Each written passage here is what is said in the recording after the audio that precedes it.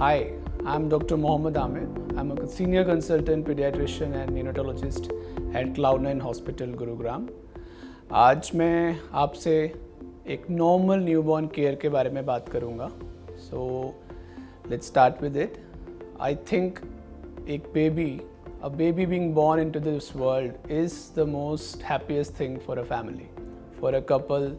This is the joyous moment of life. और जब एक नया न्यूबॉर्न बच्चा पैदा होता है तो ऑब्वियसली उसके साथ बहुत सारे क्वेश्चंस भी होते हैं. ये नए पेरेंट्स हैं जिन्होंने प्रोबेबली कभी लाइफ में एक छोटा बच्चा हैंडल नहीं करा है. तो when I deal with such parents they have a lot and lot of queries. So आज उन्हीं कुछ क्वेरीज को आंसर करने का I will try. So let's start with के होता क्या है. So once your baby is born, जैसे आइदर एक नॉर्मल डिलीवरी से हो या सिजेरियन सेक्शन से हो, as soon as your baby is born into this world, कुछ एक इमीडिएट टेस्ट करने होते हैं हमें बच्चे के. उसमें सबसे पहला टेस्ट जो होता है वो होता है एप्गार स्कोर. सुना होगा आप सब ने एप्गार स्कोर. ये एक बेसिकली स्कोर है जो एक डॉक्टर ने इन्वेंट करा था, जो हमें उस बच्चे की फर्स्ट मिनट ऑफ लाइफ में क्या कंडीशन है और जस्ट बर्थ से पहले इन यूट्रो उस बच्चे का क्या कंडीशन था उसके बारे में बताता है.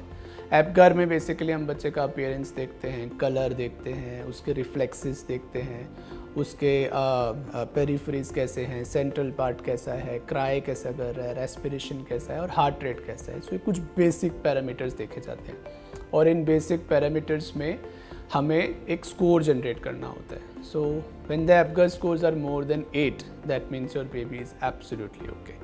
सो एप्गार स्कोर्स देखने के बाद वंस वी हैव रियलाइज्ड कि एप्गार स्कोर ठीक है और आपका बच्चा बिल्कुल ठीक है, तब फिर उसके कुछ बेसिक टेस्ट होते हैं. तो सबसे पहले once the baby is born, stable करने के बाद ब्रीथिंग ठीक है, सर्कुलेशन ठीक है, ऑक्सीजन लेवल्स ठीक आ रहे हैं, हम उस बेबी का वेट करते हैं.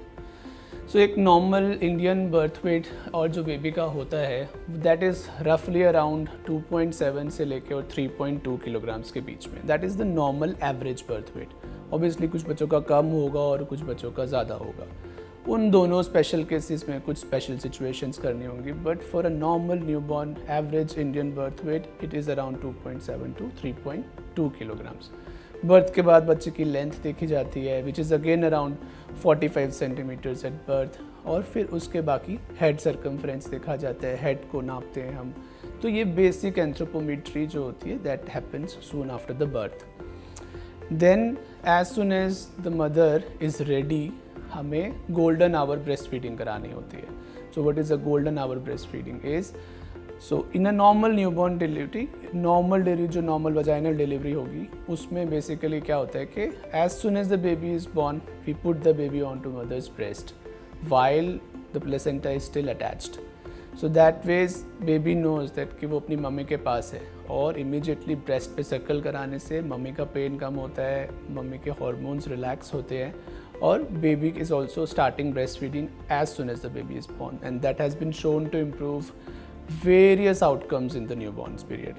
But suppose for a cesarean delivery जहाँ पे मदर अभी एनेस्थीसिया में है या कई बार ऑपरेशन चल रहा है, अभी मम्मी की कुछ सिचुएशन क्रिटिकल है, उन केसेस में हम ट्राई करते हैं कि within half an hour of delivery we put the baby on to mother's breast.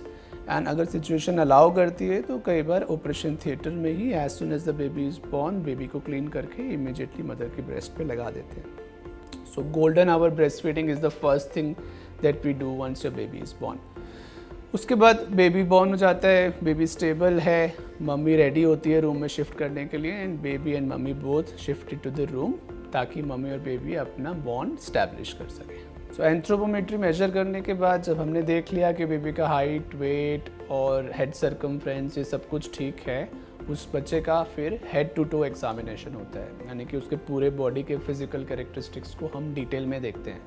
सो उसमें हर एक पार्ट ऑफ द बॉडी का एक स्पेसिफिक एग्जामिनेशन है जो हमारे पीडियाट्रिशियंस, न्यूरोटोलॉजिस्ट हम लोग खुद डिलीवरी के टाइम पे करते हैं. तो उसमें सबसे पहला जो होता है वो है head shape. Head shape in normal deliveries जो होती है कई बार डिफरेंट हेड शेप्स होते हैं बच्चे के, इट्स नॉट यूनिफॉर्मली राउंड. सो आपको हो सकता है कि आपके बेबी के डिलीवरी के बाद आप देखो कि उसका स्कल शेप थोड़ा सा एबनॉर्मल लग रहा है, थोड़ा इलोंगेटेड है, दैट इज़ ऑल नॉर्मल, इसको मोल्डिंग बोलते हैं। एंड मोल्डिंग यूजली नेक्स्ट 2 से 3 दिन में ठीक हो जाती है and then the skull becomes perfectly round again. Then कई बार स्कल पे थोड़े बहुत या हेड पे थोड़े बहुत स्वेलिंग्स भी नज़र आते हैं जिनको केफेल हेमाटोमा बोलते हैं। ये बेसिकली ब्लड कलेक्शन होता है in the layers of scalp और ये भी नॉर्मल होता है, डिलीवरी के बाद कई बार नोटिस होते हैं। इनसे कुछ खास परेशानी बच्चे को नहीं होती है और ये 2 से 3 हफ्ते में सेटल हो जाते हैं। Then we move down, heads के बाद आइज़ आते हैं, तो आइज़ को एग्जामिन करा जाता है। आइज़ में सबसे इम्पॉर्टेंट होता है रेड रिफ्लेक्स, जो कि बर्थ के टाइम पे हम बेबीज़ का देखते हैं। रेड रिफ्लेक्स हमें ये बताता है कि जो पाथवे ऑफ लाइट है, यानी कि light entering and reaching the retina, वो इंटैक्ट है या नहीं। इससे हमें मालूम पड़ेगा कि बच्चे को जो विजन का पावर है वो है या नहीं। तो रेड रिफ्लेक्स हर बेबीज़ का होता है। Then we examine the eyes in general कि साइज़ कैसा है, कलर कैसा है, उसमें कुछ एबनॉर्मल चीज़ें तो नहीं दिख रही हैं। फिर हम नोज़, माउथ ये सब एग्जामिन करते हैं, ईयर्स एग्जामिन करते हैं। कई बार बहुत कॉमन होता है कि कुछ बच्चों में कान के यहाँ पे स्पेशली, जिसको प्री ऑरिकुलर रीजन बोलते हैं, वहाँ पे कई बार छोटा सा छेद हो सकता है, कुछ स्किन का टैग हो सकता है। All of that is normal and that does not require any treatment. Then we come down, we examine the chest of the baby. हम हार्ट सुनते हैं, हम उसकी हार्ट के जो साउंड्स हैं उनको सुनते हैं, हम ब्रेस्ट एग्जामिन करते हैं। देन एग्जामिनेशन ऑफ एब्डोमेन, पेट को देखते हैं बच्चे का। एंड देन लिम्स, हाथ पैरों का एग्जामिनेशन होता है। तो इनमें कई चीज़ें होती हैं जो एक नॉर्मल बेबी में एक नॉर्मल वेरिएंट्स होते हैं। For example, some babies are born with swellings in their breast, और इन स्वेलिंग्स जो होती हैं ये बेसिकली मदर के जो हार्मोन्स हैं उनकी वजह से बेबी में वो ब्रेस्ट में स्वेलिंग आता है और उससे कुछ खास परेशानी बच्चे को होती नहीं है।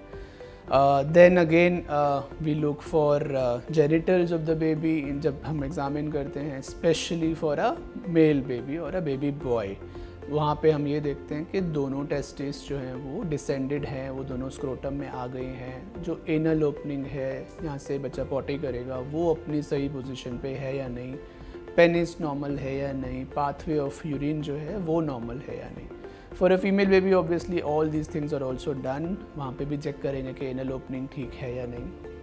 And then once we have thoroughly checked the babies, then they are shifted to the room और वो मम्मी के साथ जाके रूम इन करते हैं, जहाँ पे मेन इफेक्ट जो होता है वो ब्रेस्ट फीडिंग इस्टेब्लिशमेंट पे होता है। देन कम्स के अब once the baby and mother are both stabilised and they have been roomed in, अब वो रूम में हैं, ब्रेस्ट फीडिंग इस्टेब्लिश कर रहे हैं, तो वहाँ पे क्या क्या चीज़ें हमें एक न्यूबॉर्न के लिए करनी होती हैं। तो सबसे इम्पॉर्टेंट चीज़ जो होती है एक न्यूबॉर्न के लिए वो होता है feeding and maintenance of temperature. और यही काम मैं बोलता हूँ कि ये 2 काम मदर के हैं, बाकी सारे काम पीडियाट्रिशियन के हैं। So feeding we always encourage an exclusive breast feeding. हम नहीं चाहते कि किसी भी बच्चे को कुछ और मिल्क पिलाया जाए, because breast milk is the best milk for the baby. But they might be certain situations जहाँ पे mother is not too well, या मदर आफ्टर डिलीवरी भी एनेस्थीसिया में ही है या ICU में है। उन केसेस में unfortunately will have to use formula, but from our side breast milk is the best milk, that is what we have to understand. And feeding should always be on demand. ऐसा कोई cycle fix नहीं करना है कि हर 2 घंटे में बच्चे को दूध पिलाना है, हर 3 घंटे में बच्चे को दूध पिलाना है। जब बेबी डिमांड करे तब दूध पिलाओ। हाँ, लेकिन first few days, specially first 2 weeks मैं बोलता हूँ कि अगर 4 घंटे से ज़्यादा बच्चे ने डिमांड नहीं करा है तो उसको उठाओ और उसको उठा के फिर ब्रेस्ट फीडिंग कराओ। Second most important thing is maintenance of temperature. So जब भी हम अपने बेबी को हैंडल करते हैं हमें उनके हाथ और पैर छू के देखने हैं। उनके हाथ पैर हमेशा वार्म फील होने चाहिए। अगर हाथ पैर ठंडे लग रहे हैं तो that means they are in cold stress. We can not leave a baby in cold stress. Cold stress allowed नहीं है। तो इसलिए इन अ जनरल रूल हमें बच्चों को 1 लेयर एक्स्ट्रा क्लोथ पहनाना होता है। सो सपोज हम एक रूम में 1 लेयर में कंफर्टेबल हैं तो बेबीज़ को 2 लेयर चाहिए होते हैं।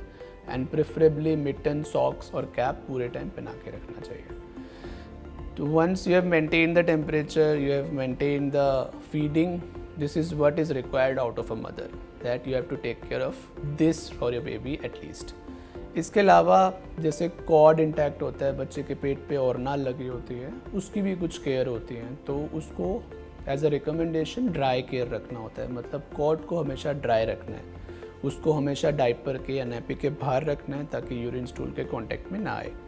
कॉर्ड यूजली 7 to 10 डेज़ पे गिर जाता है और उस पर कुछ भी लगाने की ज़रूरत नहीं होती है। कुछ फैमिलीज़ में ट्रेडिशन में कई बार हींग, कई बार ये हल्दी, ये सब लगाते हैं, but that is should be discouraged, इसको नहीं करना चाहिए। कॉर्ड को बिल्कुल ड्राई रखना चाहिए।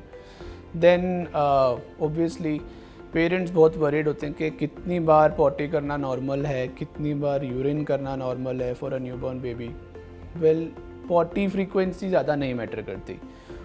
एक बच्चा दिन में अगर 6 बार 7 बार भी पॉटी कर रहा है और 4-5 दिन में 1 बार भी पॉटी कर रहा है, ये सारे पैटर्न नॉर्मल है। हाँ, लेकिन यूरिन फ्रीक्वेंसी मैटर करता है, क्योंकि यूरिन फ्रीक्वेंसी ब्रेस्ट फीडिंग का इनडायरेक्ट एविडेंस है कि कितना अच्छा ब्रेस्ट फीडिंग चल रहा है, ये यूरिन फ्रीक्वेंसी से मालूम पड़ेगा। तो हर 4 से 6 घंटे में 1 बार यूरिन होना चाहिए, यानी कि पूरे दिन में कम से कम 5 से 6 बार यूरिन होना चाहिए। उससे कम है अगर यूरिन, दैट मीन्स फीडिंग शायद प्रॉपर नहीं चल रहा है, तो more inputs in the breast feeding is required. Potty के लिए इंपॉर्टेंट बात सिर्फ ये होती है कि उसका कलर चेंज होना चाहिए। इनिशियली जब बच्चा पैदा होता है तो वो ब्लैक या ग्रीनिश कलर की पॉटी करता है, और धीरे धीरे over a period of 4-5 days that potty colour जो होता है वो चेंज होके येलो में चेंज होता है। तो वो कलर चेंज होना चाहिए बस, बाकी पॉटी फ्रीक्वेंसी, उसकी कंसिस्टेंसी, इन बातों पे ज़्यादा ध्यान नहीं देना है। तो अब बात कर लेते हैं कि एक न्यूबॉर्न बेबी के लिए कौन कौन से इंजेक्शन लगते हैं, क्या वैक्सीनेशंस होते हैं बर्थ पे। सो एवरी न्यूबॉर्न बेबी जो पैदा होता है उसको बर्थ पे एक विटामिन के का इंजेक्शन लगाते हैं। विटामिन के का इंजेक्शन बहुत ज़रूरी है, क्योंकि कई बच्चों में देखा गया है कि कई बार ब्लीडिंग हो जाती है, ब्लीडिंग के चांसेस रहते हैं और उसमें फिर बहुत सारे प्रॉब्लम्स आने के चांसेस रहते हैं। तो to prevent that, vitamin K is given to every baby born in this world, तो वो तो पैदा होते ही लग जाता है। उसके अलावा कुछ वैक्सीनेशंस होती हैं जिसको हम बर्थ वैक्सीनेशंस बोलते हैं, जो बर्थ के तुरंत बाद हमें देनी होती हैं। उसमें मोस्ट इम्पॉर्टेंट 2-3 वैक्सीनेशंस हैं। एक है हेपेटाइटिस बी, जिसको हम 0 डोज बोलते हैं। दूसरा है BCG। BCG बेसिकली ट्यूबरक्लोसिस की वैक्सीन है, और इसके लिए एक साइट जो है वो हमेशा के लिए फिक्स कर गई है। तो BCG वैक्सीन हमेशा हमारा लेफ़्ट अपर आर्म में दी जाती है, तो ताकि हम सब ने देखा होगा, हम सब के लेफ़्ट आर्म में एक स्कार बना हुआ है, ताकि वो एक निशानी छोड़ जाए और हमें मालूम रहे कि ये इंडिविजुअल या ये बच्चा BCG या ट्यूबरक्लोसिस के लिए वैक्सीनेटेड है या नहीं। और थर्ड जो वैक्सीन बर्थ पे देते हैं वो होता है ओरल पोलियो या पोलियो वायरस के लिए ड्रॉप्स, जिसकी 2 बूंदें हमें बच्चे को पिलानी होती हैं बर्थ के सून आफ्टर। तो ये 3 बर्थ वैक्सीनेशंस होते हैं, और साथ में एक विटामिन के का इंजेक्शन हर बच्चे को दिया जाता है। उसके अलावा फर्स्ट 7 डेज़ ऑफ लाइफ में कुछ प्रॉब्लम्स बच्चों को आती हैं। उसमें से सबसे इम्पॉर्टेंट प्रॉब्लम जो होती है वो जॉन्डिस की होती है। जॉन्डिस भी हमें ऐसे समझना है कि जॉन्डिस इस दुनिया में जितने बच्चे पैदा हो रहे हैं, ऑलमोस्ट 100% बच्चों को कुछ डिग्री ऑफ जॉन्डिस होगा। उसमें से मोस्ट ऑफ देम को उस जॉन्डिस के इलाज की ज़रूरत नहीं पड़ेगी। जॉन्डिस के लेवल्स पहले 5 to 7 डेज़ बढ़ते हैं, फिर वो धीरे धीरे अपने आप ठीक हो जाते हैं। कुछ बच्चों में इन ये 5 to 7 डेज़ में जो जॉन्डिस बढ़ रहा है, ये कुछ ज़्यादा बढ़ जाता है। जब वैसा होगा तब उस जॉन्डिस को ट्रीट करना पड़ेगा।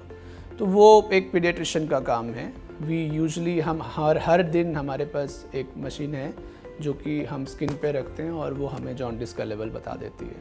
उस मशीन से हम डेली चेक करते हैं कि बच्चे का जॉन्डिस लेवल कितना है, और हर दिन का एक अलग अलग कट ऑफ है। अगर वो उस कट ऑफ से ऊपर जॉन्डिस का लेवल जा रहा है तो फिर हम ब्लड टेस्ट करके कंफर्म करते हैं कि जॉन्डिस हाई है, और इफ़ रिक्वायर्ड उसकी ट्रीटमेंट होती है। Treatment again is very simple. Jaundice के ट्रीटमेंट के लिए कोई मेडिसिन, कोई इंजेक्शंस या ऐसे कुछ नहीं होता है।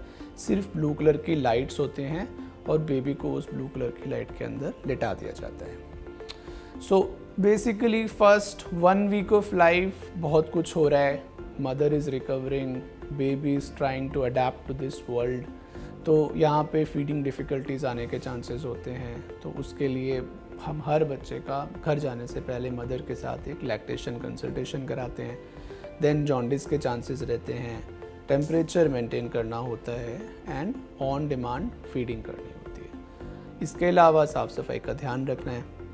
The next question that most of the parents ask me वो ये होता है कि डाइपर केयर कैसे करना है। तो वो भी बहुत इम्पॉर्टेंट है। हमें ये समझना चाहिए कि हमें पूरे टाइम बच्चों को डाइपर्स में नहीं रखना चाहिए। कुछ देर डाइपर फ्री टाइम भी देना चाहिए दिन में, जिसमें एटलीस्ट मैं बोलता हूँ 6 से 8 घंटे आप कॉटन नैपीज़ में रखो और बाकी टाइम आप डाइपर में रखो।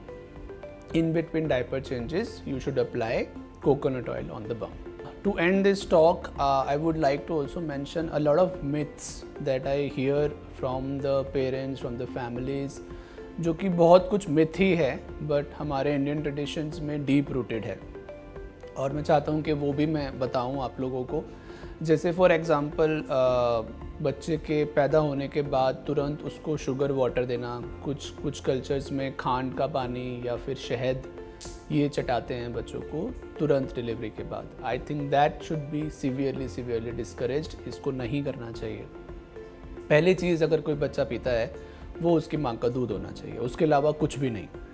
शुगर वाटर, शहद, हनी, खांड कुछ भी नहीं देना चाहिए, बिकॉज इन सब से इन्फेक्शन के चांसेस बढ़ते हैं और अगर इंटेस्टाइन्स में इन्फेक्शन हुआ तो फिर बच्चे बहुत नाजुक होते हैं, उनकी हालत बहुत जल्दी बिगड़ जाती है। दूसरी इम्पॉर्टेंट चीज़ जो एक बहुत मिथ है जो मैंने देखा है कि कुछ फैमिलीज़ में टर्मरिक या हल्दी का बहुत यूज़ होता है जो कि वो ओरनाल के ऊपर लगाते हैं। Turmeric no doubt has a lot of antibacterial properties and it is good, but then there is no evidence कि इसको कॉर्ड पे लगाने से कॉर्ड जल्दी गिरेगा या वहाँ पे इन्फेक्शंस कम होंगे। तो फॉर कॉर्ड केयर, जैसे हमने डिस्कस करा, ड्राई कॉर्ड केयर ही रखना होता है। उसके अलावा बहुत सारे फैमिलीज़ में ट्रेडिशन होता है कि पुराने कपड़े पहनाए जाते हैं बच्चे को जब तक कि वो एक छठी या फिर कुछ इस तरीके का कोई ओकेजन होता है जहाँ पे बच्चे को नहलाया जाता है और उसके बाद उसे नए कपड़े पहनाए जाते हैं। पुराने कपड़े पहनाने में कोई प्रॉब्लम नहीं है, एज़ लॉन्ग एज कि वो पुराने कपड़े अच्छे से धुले हों और वो बिल्कुल क्लीन एंड हाइजीनिक हो। So that should also be discouraged कि किसी के उतरे हुए कपड़े और वो क्लीन ना हो वो बच्चे को नहीं पहनाने चाहिए। इसके अलावा जैसे मैंने शुरू में बात करी थी कि ब्रेस्ट स्वेलिंग्स होते हैं, तो वो ब्रेस्ट स्वेलिंग्स कई बार जो फैमिलीज़ में मसाज के लिए बाई रखते हैं या मसाज के लिए कुछ नैनी आती है अलग से और वो यूजुअली रिकमेंड करती हैं कि आप ब्रेस्ट को दबाओ। वो नहीं करना चाहिए अगेन, क्योंकि ब्रेस्ट को दबाने से मिल्क प्रोडक्शन स्टार्ट हो जाएगा और वो स्वेलिंग कम नहीं होगी और बढ़ जाएगी, और जब वो स्वेलिंग बढ़ेगी तो उसमें इन्फेक्शन के चांसेस बढ़ जाएंगे। वैसा कुछ हुआ तो बच्चे को एंटीबायोटिक्स, कई बार ऑपरेशन तक की ज़रूरत पड़ती है। तो अगर कोई भी छोटी मोटी ब्रेस्ट स्वेलिंग है उसको लीव इट अलोन, उसको कुछ नहीं करना चाहिए। इसके अलावा कई फैमिलीज़ में बहुत सारे ऐसे ट्रेडिशन होते हैं कि बच्चे को प्रोलॉन्ग पीरियड तक बेथिंग नहीं करते हैं, वो भी डिस्करेज करना चाहिए। जैसे ही कॉर्ड ड्राई हुआ और कॉर्ड गिर गया आपको बेबी को यू शुड स्टार्ट बेथिंग, ठीक है। मसाज के लिए अगेन बहुत सारे पेरेंट्स मुझसे पूछते हैं कि कौन सा ऑयल यूज़ करना चाहिए। वर्जिन कोकोनट ऑयल जो है वो बेस्ट है, उसका जो स्ट्रक्चर है वो हमारे स्किन का जो ऑयल स्ट्रक्चर है उससे सिमिलर है, तो प्रोबेबली उसी से मसाज करना चाहिए। And massage should be gentle, बहुत विग्रस मसाज बेबी को नहीं करना चाहिए। इसके अलावा बहुत सारे घर, जैसे कुछ घरों में धूप चलाते हैं या कुछ घरों में परफ्यूम्स होते हैं जो बच्चों के आसपास रखे जाते हैं, वो सब कुछ डिस्करेज करना चाहिए because they act as an irritant. Many families use talcum powder या फिर पाउडर यूज़ करते हैं रूटीन न्यूबॉर्न केयर में, वो बिल्कुल अलाउड नहीं है बिकॉज बच्चे वो पाउडर इनहेल कर लेते हैं और वो लंग्स में डिपॉजिट होता है, तो पाउडर नहीं लगाना चाहिए। जस्ट एक नॉर्मल बेबी शैम्पू और एक बेबी कोई भी moisturising cream is what you need to take care of your baby, right. So in a nutshell if I put, basically babies are very easy to handle. Newborn babies आपको कभी परेशान नहीं करते हैं, सो उनको खूब सारा प्यार चाहिए, उनको टाइम से दूध चाहिए एंड उनको अच्छे से वार्मथ चाहिए। So keep them well fade, keep them well maintained in the temperature and give them a lots of love. If you do that, I think that's all what a newborn needs.